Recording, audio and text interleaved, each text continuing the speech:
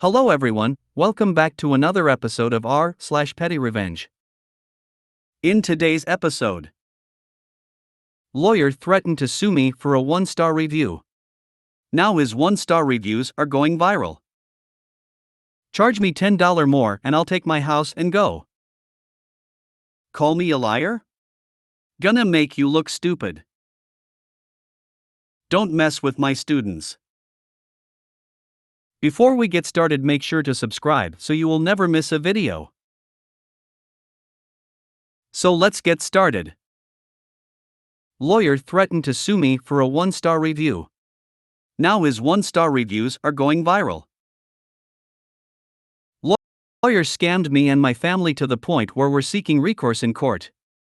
I left the lawyer a 1-star review and the lawyer threatened to sue me for defamation. It was all true if I didn't remove that review. It all backfired as I added that fact to my review. Now, the lawyer is getting tons of upvotes on my review and random 1-star reviews harassing him from everywhere. He even got a 1-star review from the Northwest Territories of Canada. LOL, they're so secluded from the rest of Canada that I didn't even know, in my naivety, that they spoke English up there. The lawyer who did me wrong is now laughingstock. Charge me $10 more and I'll take my house and go. About 7 years ago, I bought a mobile home in a park that had $300 a month pad rent. As soon as I got in, I paid for a full year. The next year, they raised the rent $5 and I again paid for the whole year. Same for third year. Just before the fourth year, they raised the rent $10. Now they didn't do anything extra for the raised rent, and one day I was talking to a neighbor and she was complaining about them raising the rent again. I said, yeah, $10. She says they only charged her $5 more. I talked to 2 other neighbors and they both were only charged $5. I tried contacting the on-site manager, 2 houses down from me, and they never called me back. So, I found some land in another park where I actually owned the land and only had a $200 a year HOA fee. 2 months later, I moved the mobile home and last I checked with Google Satellite, the lot is still empty. Call me a liar? Gonna make you look stupid. Years ago, I worked for a state agency that saw me drive in different directions every day. The contract went through a regional agency, but I worked directly for the state, per the contract. As such, the director of the regional agency was not my boss and his only responsibility was to make sure I got my paycheck, including expenses. Things went swimmingly for the first year until the director retired and they moved the deputy director, who was a known micromanaging D-bag, into his slot. Well, the new director started trying to give me orders, to which I said, yeah, no. Doesn't work that way, read the contract. This pissed him off to no end, as I had my office in the building and I was the only person he couldn't say boo to. Plus, I was really good at my job and the state was very pleased with how things were going. Thus, no entertaining contract renegotiating with the regional agency.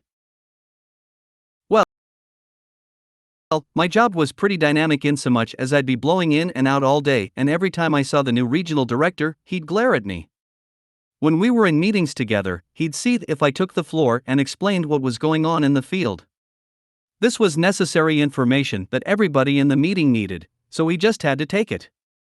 I could tell he was calculating a way to gain some leverage over me.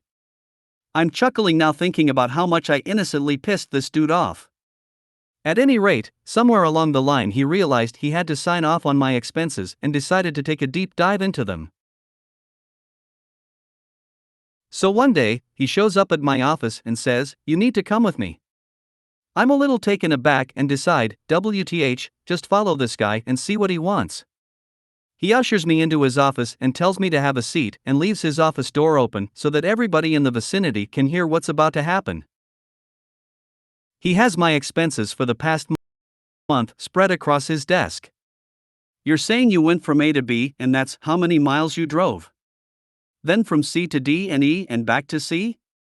He said it loudly, basically accusing me of padding my miles, so theft. So I flipped my sh*T right there. You're calling me a liar?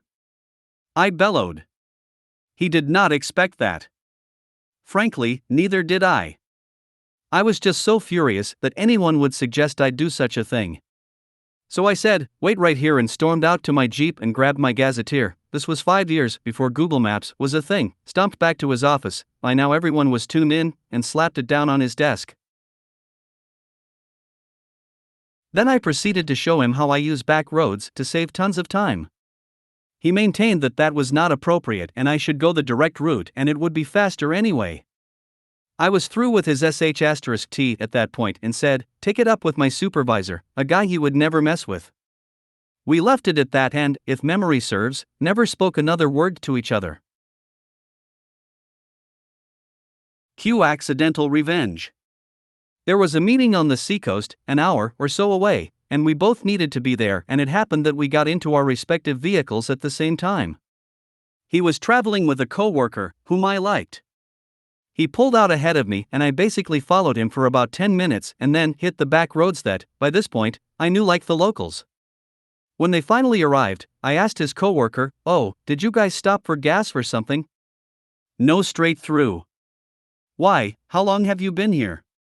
I smiled, looking at the regional director, and said, 15 minutes. Don't mess with my students. Edit those of you saying I abandoned my students. Society did that long ago. If you were assaulted at work and the person that assaulted you faced zero consequences, you would quit that job. If you were told to fund your own notebooks, paper, pencils, glue, curriculum and more on a 30-50K salary with only being able to deduct $300 from your taxes, you'd quit that job. If your work had frequent, think at least 6 times a year, lockdowns because of guns on or near campus, you'd probably quit. If the majority of society doesn't want to fund education with raised taxes, they expect teachers to teach a packed list of academic content while also teaching them all the social and emotional skills that used to be taught at home. Then when COVID hit, they expected us to all be nurses and custodians. They asked us to sacrifice our own health and go back in person because huge swaths of parents couldn't handle their own children.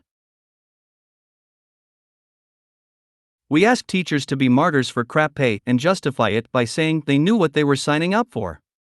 Guess what wasn't in my college courses? Any of this. We were told we would have supplied curriculum and the pay was low because of our breaks. Well, my students and I did the math one year. Most teachers make minimum wage or close to it when you factor in all of the work they do outside of school time. That bell rings, but we don't go home. I've stayed until 2 a.m. with other teachers filling out grants to fund our school musical.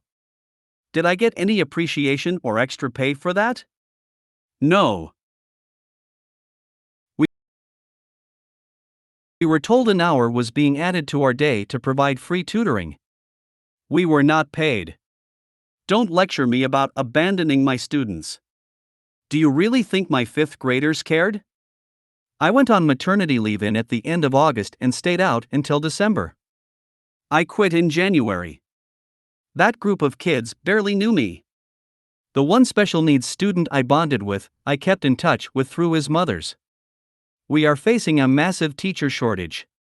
This do-it-for-the-kids attitude isn't helping. You wouldn't stay at a job that treated you like this for the sake of your coworkers. You'd take your health and family in mind. Take your self-righteous attitude someplace else. End rant. I was a teacher up until last year. I was one of only 5 teachers on campus with any experience. Because our admin is insane. Her first year as principal, the parents protested and blocked the buses from delivering kids in the front of the school. At the end of that year, 90% of the staff quit/transferred to another school. I came in on her second year. I was willing to give her the benefit of the doubt because often in our district teachers will have a hard time adjusting to a new principal, especially when the old one had been there 30+ years and retired from the school. I shouldn't have. My first day we were asked to take a schedule she had made and put it into our back-to-school slides. She rejected everyone's slides multiple times. I finally called her and told her our 2 first-year teachers in my grade level were about to quit if she didn't stop bouncing our schedule back. What should have taken 5 minutes took 5 days to get approved. After 64 edits to a schedule she made. It didn't get better, but that year was virtual learning, so I didn't have to deal with her face to face. At the end of that year, 85% of the staff left. My entire grade level was wiped. And word had spread through the district, so we couldn't fill all of our positions. It didn't help that we were only paying $40,000 a year, no matter how much education or experience you had. We all went back in person, and by this point I was pregnant. At 7 months into my high-risk pregnancy, they stuck a group of 15 kids in my room to cover another teacher's lunch. We were incredibly understaffed throughout the entire district. All the subs had been given long-term assignments, so finding a sub for doctor appointments was insanely difficult.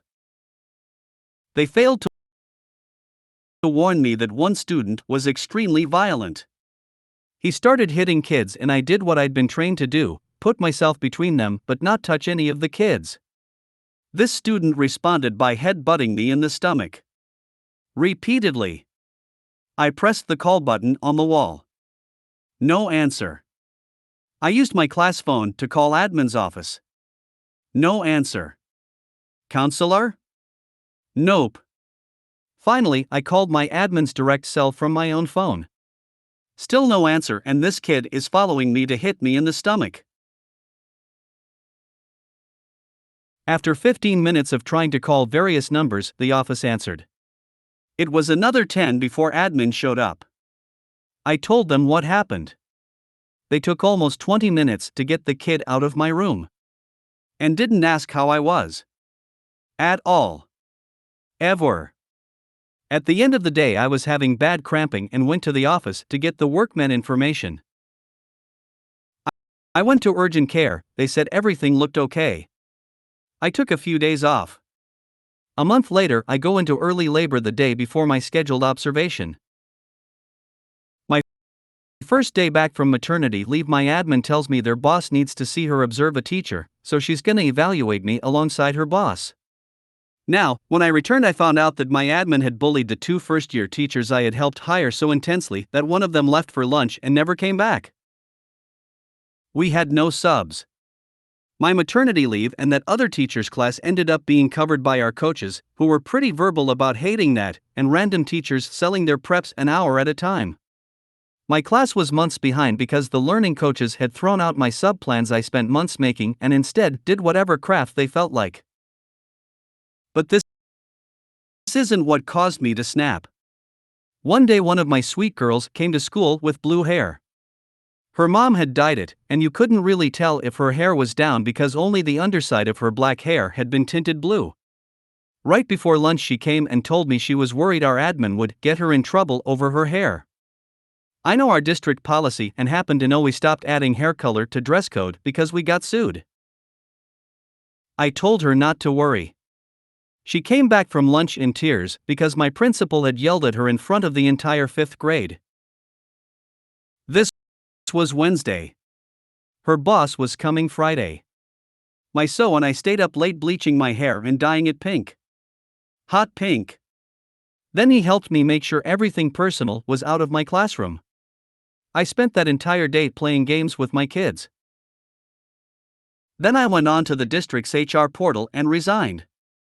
Without warning my admin. If you made it to the end of the video, thanks for watching. Don't forget to like, subscribe and share, and we will see you in the next video.